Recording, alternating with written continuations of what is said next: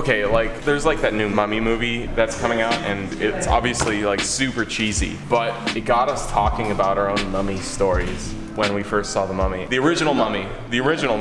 So of course the new one's bad, whatever. But turns out the most interesting mummy story is that of Nick, who is holding the camera right now. Get onto this side of the camera so we can hear your mummy story. This is not sponsored. Hashtag the Mummy movie. Tell us about your experience with the original Mummy movies. So my dad worked at ILM when I was a kid. He worked as the visual effects art director. Basically that person just designs creatures, environments, all that stuff. So that was a huge part of my childhood. Okay, so he's the VFX supervisor. So like, is he kind of ultimately responsible for the rock scorpion and that stuff too, or like? You know, I have very distinct memories of him cringing when he saw that. His whole thing was designing it, and then they have to hand it off to, you know, the animators and the CG people. Really so were there perks of having your dad be the VFX supervisor for the Mummy? There were a couple. They were doing this big intro shot. It's like this sweeping VFX shot. They needed, you know, a bunch of Egyptian townspeople. My dad was like, hey, you want to come by the studio and like get on a green screen? You're in the movie. I'm a 10-year-old kid. Wait, you're in the Mummy? You're in the Mummy? You're in the Mummy. You're telling us that millions of people Very around the tiny. world. Nice to meet you guys. Hey man, nice to meet you. Hey dude. Pleasure. Nice to meet you, man. I'm a carbon fiber enthusiast, so it's fun to hear mentioned so much on the show. I'm glad you can make it. This is really cool. We'll be doing a couple of panels that prop makers here will be cutting into a knife. Also, you can't set it on the concrete if you drop it, even like this. I have the cotton here, so you don't crack the concrete. So how do you know so much about carbon fiber? I have a bachelor's degree in mechanical engineering. My man. Woo! Currently, I'm wrapping up a graduate degree in aerospace engineering. All right, So it's the carbon fiber. Yeah, so what I actually brought was a sample of a different type of carbon fabric. Really? That's a different type? The carbon fiber comes in different thicknesses, weights, different weaves. What you usually classify is how thick each fiber is. These fibers are 3K. What that means is each toe has actually 3,000 little fibers in it. Each one's about the 10th of a diameter of a hair.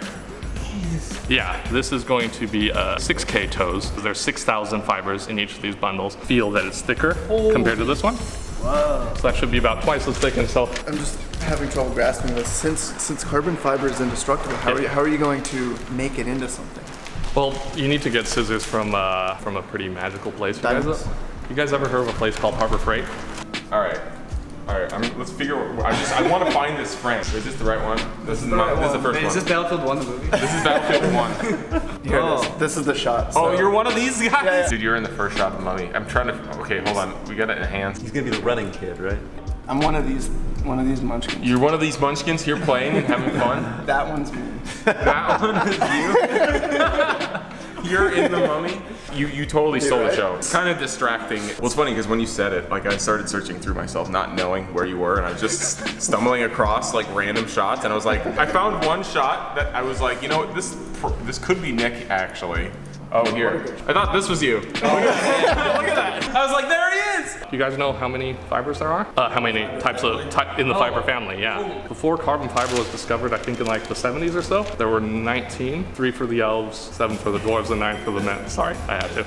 One weave to rule them all. Exactly. Correct me if I'm wrong, but I feel like what makes carbon fiber so strong is the relationship between carbon weave here, but also the epoxy resin that it sits in. Correct? Yes, that's correct. So you see if I pull on this, it's really strong, right? If I push on it, it's got nothing. Yeah, you can't push a rope. Once you add the epoxy resin to it, that forms your matrix that basically keeps this from buckling, and suddenly together as a system, you have a really strong final piece. So what we're doing here is going to be called wet lay. So basically we have a dry fabric, we're going to wet it with resin. That's how we'll make our part. I would say this process is probably more common in low volume like DIY manufacturing, or in stuff that's too big to fit into an oven. Which this stuff here, polyester plastic, this is what should give us a nice, smooth, shiny surface on the final part.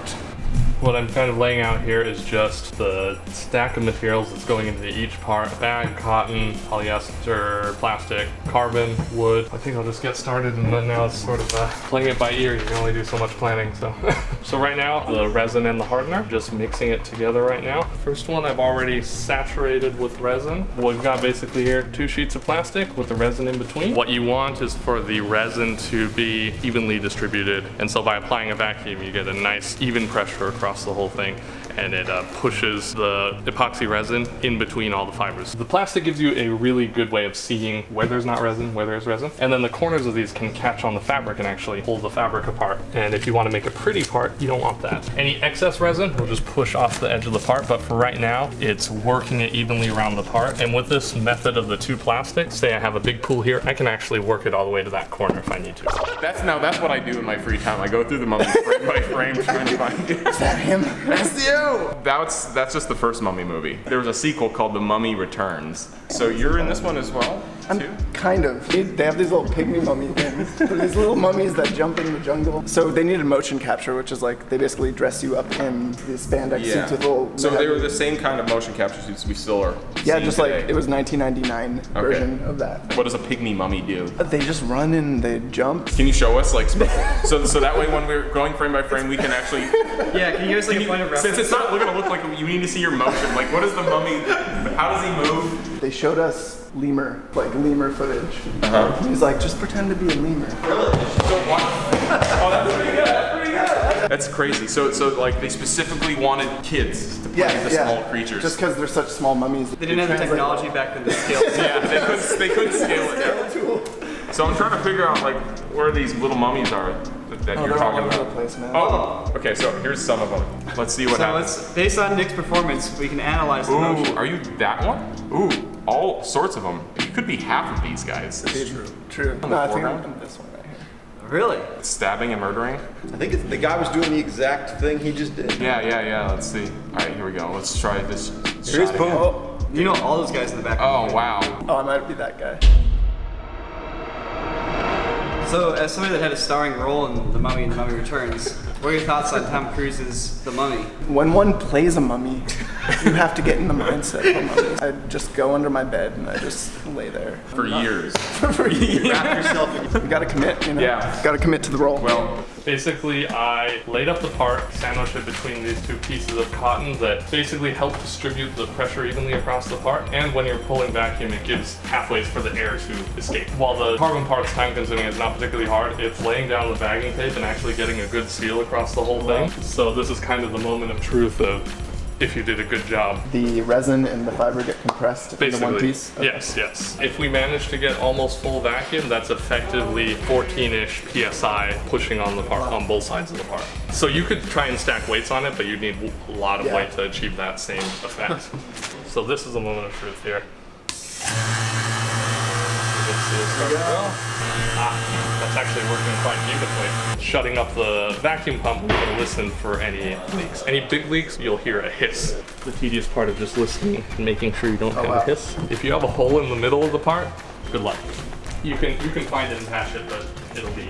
I do apologize that we're not going to get to show you the final products in this video because this does take time to cure. So this is just a giant brick of carbon fiber that we're going to file down into a knife. And the other thing, this big plate here, is going to be something pretty cool, but we don't want to spoil it yet, so make sure you're subscribed. And in a few weeks when you upload the final thing, you're going to get to see what it's going to be. Dude, thank you so much for coming out, man. Thank you so much for having me. It was Mitchell? a pleasure. Yeah, this is great. Please subscribe so you can find out what this is going to turn into, but really, I hope you learned something today about how carbon fibers are actually a really approachable hobby. Yeah, absolutely.